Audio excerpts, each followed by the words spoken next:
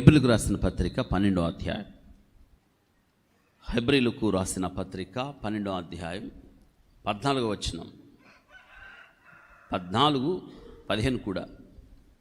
అందరితో సమాధానమును పరిశుద్ధతయు కలిగి ఉండుటకు ప్రయత్నించుడి.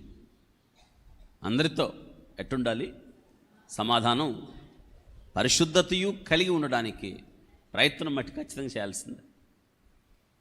ఒక్కోసారి మనం ఎదుటి వ్యక్తితో ఎంత సమాధానంగా ఉందామన్నా వారు పడనివ్వనప్పుడు మనం ఏం చేస్తాం? నీ ప్రయత్నం మట్టికి నువ్వు చెయ్యి. వింటున్నారా? చాలాసార్లు మనం ఈ విషయంలో విఫలమైపోతాం. మనం ఒక వ్యక్తి దగ్గరికి వెళ్ళే కొంది ఆ వ్యక్తి దూరం అయిపోతుంటే ఏం చేయాలి? ప్రయత్నం చేయి. నిన్ను విడిచి వెళ్ళిపోతే ఏం చేస్తావు? నిన్ను వద్దనుకుంటే ఏం చేస్తావు? ప్రతిసారి వెంట పడగలమా? వెళ్ళం కదా. కానీ ఇక్కడ ఏం చెప్పాడంటే, అందరితో క్రీస్తు రక్తము ద్వారా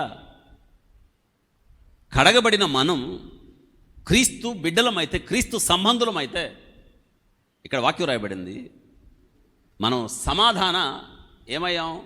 పీస్ మేకర్స్ అయ్యాం. సమాధాన పరుచువారు ధన్యులు. తర్వాత వారు దేవుని, ఇప్పుడు మనం ఎవరిమి? దేవుని కుమారులు కదా. మనం సమాధానమునిచ్చేవారు. మనం యేసు క్రీస్తు ప్రభు సిలువలో ఆయన తండ్రికి మనకు సమాధానాన్ని ఇచ్చాడు. ఆయన సమాధాన కర్త. మీకా గ్రంథం రాయబడింది, ఆయన సమాధాన కారకుడు. ఆయన అద్భుతం. అమ్మ వింటున్నారా? మనం ఏం చేయాలి తెలుసా? మనలో ఆ సమాధానం ఎప్పుడు మనలో శాంతమూర్తులుగా, సమాధానకరులుగా మనం ఉండాలి. మనం చాలాసార్లు ఆవేశపరులుగా మారుతాం, కోపదారులుగా మారుతాం, తొందరపడి నిర్ణయాలు తీసుకుంటాం. కాదు, సమాధానం అందరితో ఎట్టున్నామన్నాడంటే, సమాధానము, పరిశుద్ధత. 2 కళ్ళు మీకు, 2 చేతులు, 2 కాళ్ళు. అందరితో నువ్వు కలిగి ఉండాల్సింది ఏంటంటే సమాధానం కలిగి ఉండు, అందరితో పరిశుద్ధతగా ఉండు. ఇవి 2 నిన్ను పరిశుద్ధ జీవితంలో ఉన్నతమైన స్థానానికి తీసుకొని వెళతాయి. మనమే గొడవలాడితే, మనమే ఆవేశపడితే, మనమే తగులాడితే, మనమే తొందరపడి మాట అంటే, లోకంలో వాళ్ళంటే అంటారు, వాళ్ళకి తెలియదు, వాళ్ళకి కట్టడి లేదు, వారికి యెరూషలేము క్రమము తెలీదు. కానీ మనకు అన్నీ తెలిసి కూడా మనం ఇలా ప్రవర్తిస్తే ఎలా చెప్పండి? ఒక చక్కని హెచ్చరిక చేస్తున్నాడు ఇక్కడ. ప్రత్యేకంగా మనకే ఇది. రక్షణ పొందిన మనం, యేసుక్రీస్తు రక్తం ద్వారా విమోచించబడిన మనం, ప్రభు యొక్క బలలో ఆ రక్తంలో పాలు పంపులు పొందుతున్న మనం ఏం చెప్తున్నాడంటే అందరితో. ఎందుకంటే యేసుక్రీస్తు ప్రభువారు, గమనించండి, యేసుక్రీస్తు ప్రభువుని శత్రువులుగా చేసుకున్నారు. ఆయన ఎవరైనా శత్రువుగా చూశాడా? చివరికి సిలువుపై శత్రువులను కూడా వారి కొరకు ఏం చేశాడు? ఆయన ప్రేమించాను. శత్రువులను ప్రేమించట ఒక్క క్రైస్తవత్వంలోనే ఉంది. మిగతా చోట చంపేయి, నరికేయి, లేకుండా చేసేయి, వారి మూలలు లేకుండా చేసేయి. శత్రువు అనేవాడు ఉండడానికి వీల్లేదు, మిగలకూడదు. వింటున్నారా? ఐసిస్ ఉగ్రవాదులు ఎందుకు చంపుతున్నారు మిగతా వాళ్ళని? భయంకరమైన ఉగ్రవాద సంస్థ అది, మామూలు కదా అసలు. ఏంటంటే వాళ్ళ ఉద్దేశం ఏంటంటే, ఈ ఇస్లాం మతాన్ని స్వీకరించిన వాడిని ఓచుకోతకోయాలి, అల్లాని పూజించని, గౌరవించిన వాడిని ఓచుకోతకోయాలి, వేరే మతం ఉండడానికి వీల్లేదని చంపడం నేర్పించింది ఆ మతం. కానీ ఇక్కడ అది కాదు, బ్రతకడం నేర్పించింది. అవసరమైతే నువ్వు నేను చేస్తాం, కానీ ఎదుటి వ్యక్తిని మాత్రం. అందుకే క్రైస్తవత్వం ఇది మతం కాదు, ఇది మార్గం. వింటున్నారా? ఇది మతం కాదు. మతం అయితే ఏం చెప్పిద్దంటే చంపేయి, చంపేసాయి, నిన్ను నువ్వు రక్షించుకోవడానికి చంపేయి. కానీ ఇక్కడ అలా చెప్పట్లా.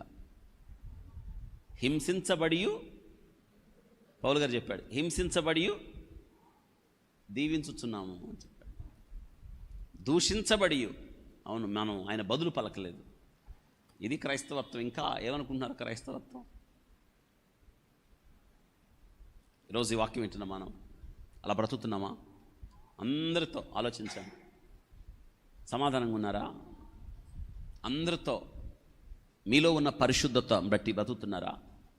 అలా బ్రతకపోతే ఏమైందో తెలుసా? షిమీని గురించి ఒక హెచ్చరిక చూస్తున్నాం మనం ఇక్కడ.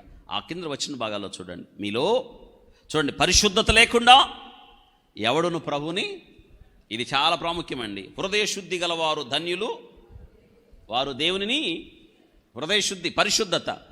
మీలో ఎవడైనాను దేవుని కృప పొందకుండా తప్పిపోమేమనియు, చేదైన వేరు ఏదైనా మొలిచి కలవరపరచుట వలన అనేకులు అపవిత్రులు అవుదును అనియు మీ గురించి భయం అవుతుంది అంటున్నాడు ఇక్కడ. చూడండి, మీలో ఎవడైనా దేవుని కృప పొందకుండా తప్పిపోమనేమో, దాటేస్తారేమో యెరూషలేము హద్దులు, యెరూషలేము క్రమాన్ని దాటేస్తారేమో, చేదైనది వేరు ఏదైనా మొలిచి కలవరపరచునేమో.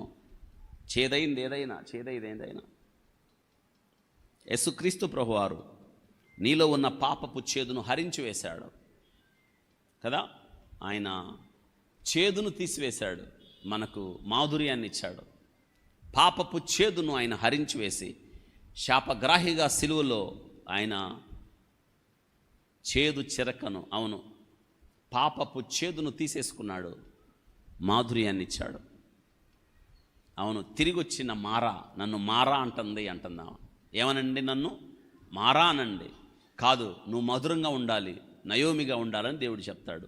ఎలా అంటే, పాపము ద్వారా వచ్చిన నీ చేదును నేను సిలువలో హరించి వేశాను, నేను శాపగ్రాహినయ్యాను. మొరాను మీద వేలాడదీయబడిన ప్రతి ఒక్కడు కూడా ఎవరంటే శాపగ్రస్తుడు. వింటున్నారా? శాపాన్ని భరించాడు ఆయన. ఏమంటున్నాడంటే, రక్షణ పొందాం, మనం మారు మనసు పొందాం కదా. ఇప్పుడు యెరూషలేము క్రమాన్ని అనుసరిస్తున్నాం. మీలో ఏదైనా చేదు వచ్చి బయటికి వెళ్ళిపోతారేమో, కృప నుండి తప్పిపోతారేమో అని చక్కగా చెప్తున్నాడు. అందుకే ఎంత జాగ్రత్తగా, అనునిత్యం అప్రమత్తంగా బ్రతుకుతూ విశ్వాస జీవితంలో సాగుతూ, రెండు విషయాలు, సమాధానము, పరిశుద్ధత, ఆ రెండింటిని మన జీవితాల్లో కలిగి అనేకులకు దీవెనగా ఆశీర్వాదకరంగా మనం ఉందాం.